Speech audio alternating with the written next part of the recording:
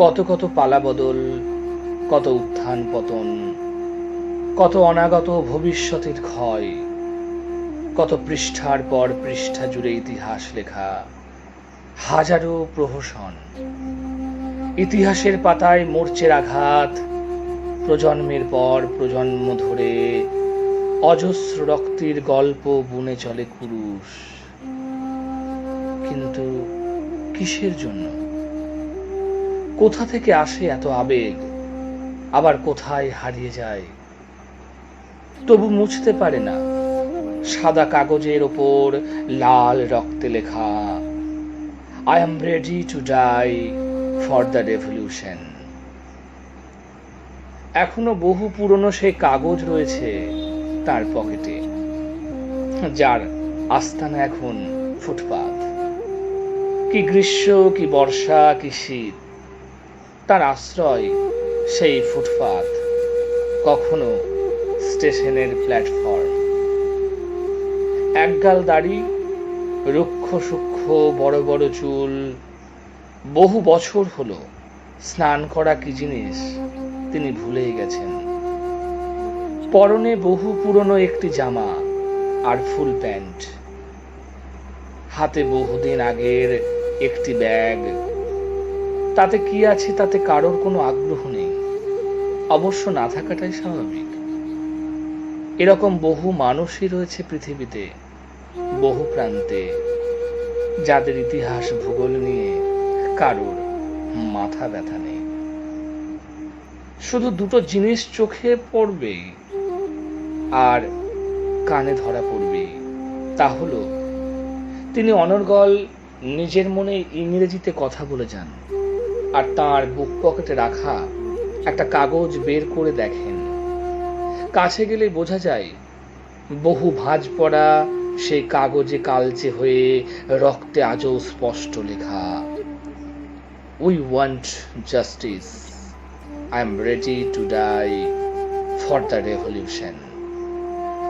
লেখাটা দেখলেই বুকের ভিতরে বহু পুরনো কোনো এক দাবা পড়ে যাওয়া কথা দীর্ঘশ্বাসে বেরিয়ে আসে, ঠিক যেন বহুক্ষণ জলের ভিতরে কেউ পা দুটো ধরে রাখলে ছটফট করতে করতে জলের উপরে উঠে আসার মতো। কোথাও কিছুক্ষণ বসে থাকার পর ইংরেজিতে কি বলতে বলতেই উঠে চলে যান খোঁড়াতে খোঁড়াতে।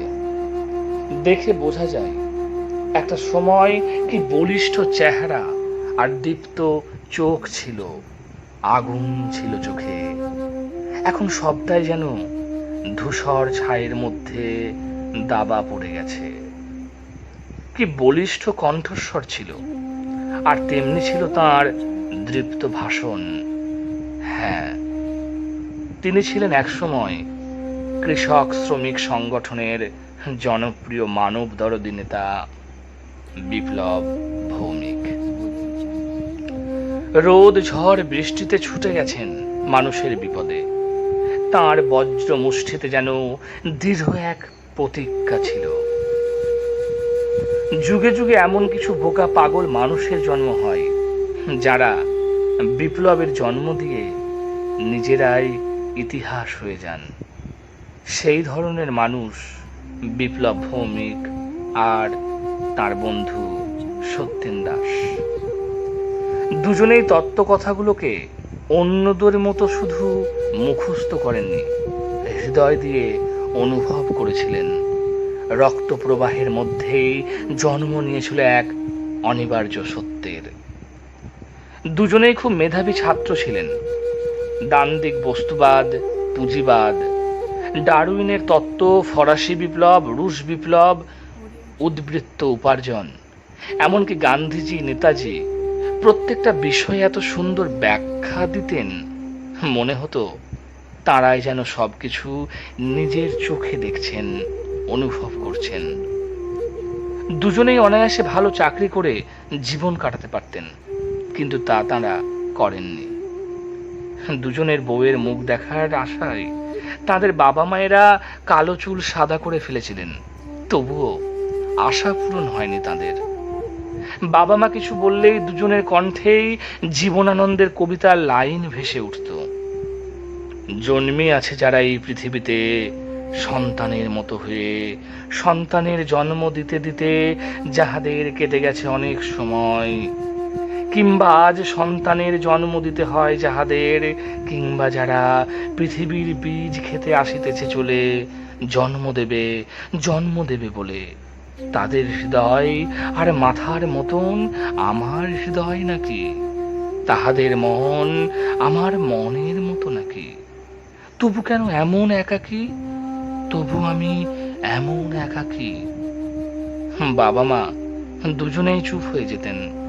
তারা বুঝতে পারতেন এ অরণ্যে রোদন মাত্র।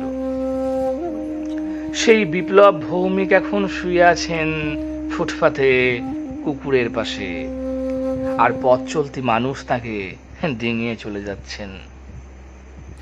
পশ্চিম আকাশের লাল আলোর কিরণ পড়ছে তাঁর মুখে, পায়ের ক্ষতে বসছে মাছি। সূর্যের আলোতে কি বিপ্লব ভৌমিকের কিছু মনে পড়ছে? বহু বছর আগেকার সেই রক্তাক্ত দিনের কথা মনে পড়ছে? বন্ধু সত্যেন দাসের কথা? না, তার কিছুই মনে পড়ছে না। এমনকি তার বাবার মুখে যখন আগুন দেওয়ানো হলো তার হাত ধরে, তখনও তার কিছুই মনে ছিল না। কাকে মুখে আগুন দিচ্ছেন, কেন দিচ্ছেন? শ্মশান, চিতা, নদী সবই যেন তখন তার কাছে অস্পষ্ট, অজানা। কিন্তু সেই বিপ্লব ভৌমিক খবরের কাগজে কৃষকের আত্মহত্যার খবর পড়ে আঁতকে উঠতেন, বাকরুদ্ধ হয়ে যেতেন, ভিতরে ভিতরে কিরকম ছটফট করতেন। আর এখন ফুটপাথে শুয়ে আছেন বিপ্লব ভৌমিক। শহরের রাজপথে জড়ো হয়েছে মানুষ, হাতে হাতে প্যাকার্ড, ফেস্টুন। এগিয়ে আসছে মিছিল সর্বহারার অধিকার রক্ষার দাবিতে।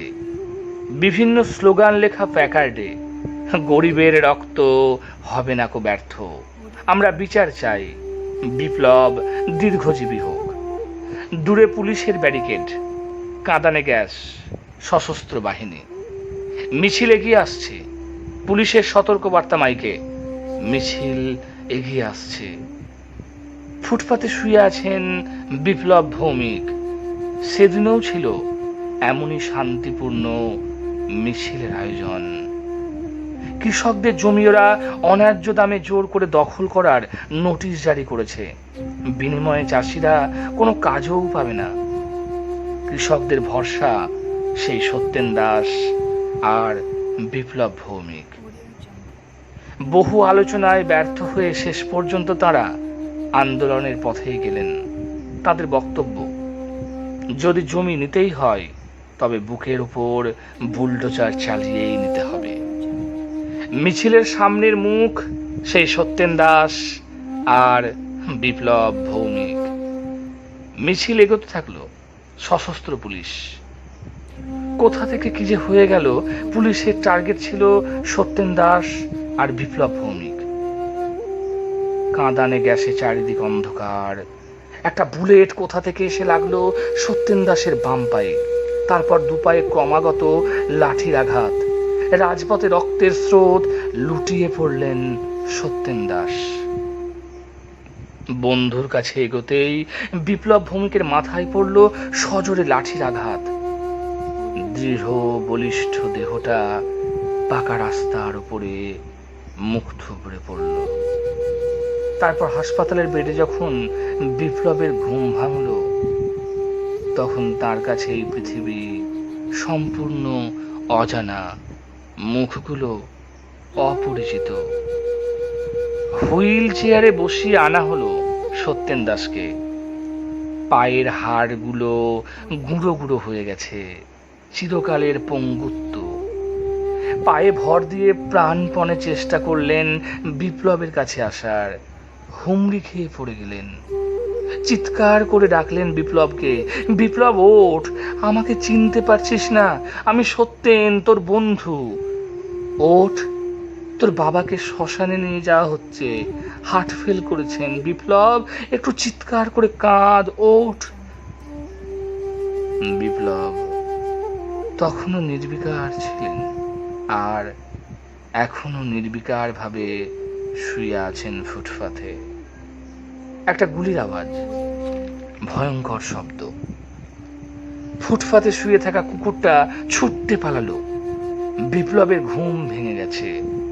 চারিদিকে দৌড়াদৌড়ি, ছুটে পালাচ্ছে মিছিলের মানুষ।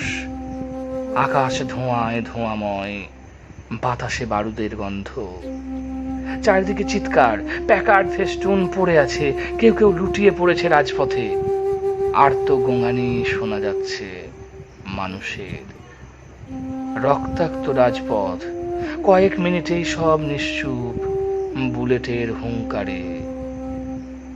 বিপ্লব ভৌমিক সেদিকে এগিয়ে যাচ্ছেন। ইংরেজিতে কি সব বলে যাচ্ছেন তখনও। I am ready to die for the revolution, we want justice. রক্তাক্ত রাজপথ থেকে একটা একটা করে রক্তমাখা প্যাকেটগুলো তুলে নিচ্ছেন বুকের কাছে, হাত জড়ো করে। এগিয়ে যাচ্ছেন বিপ্লব ভৌমিক। বহু ভাঁজ পড়ে যাওয়া কাগজটা বুকের পকেট থেকে বের করে দেখছেন। রক্তটা চেনা চেনা। গুলির আওয়াজ এলো আবার। সব চুপচাপ। অজস্র রক্তের গল্প বুনছে কুরুশ, অজস্র রক্তের ইতিহাস লিখছে খাতা। বলিষ্ঠ দেহটা পড়ে আছে ফুটপাথে, সাদা কাগজটা মিশে গেছে রক্তের স্রোতে। রক্তের স্রোতে কি যেন একটা লেখা। পাড় ভাঙার শব্দ ধীরে ধীরে মিলিয়ে যায় স্রোতে। ফুটপাথে শুয়ে থাকে মানুষ, মানুষই ডিঙিয়ে যায় দিনে রাতে। ধন্যবাদ সকলকে।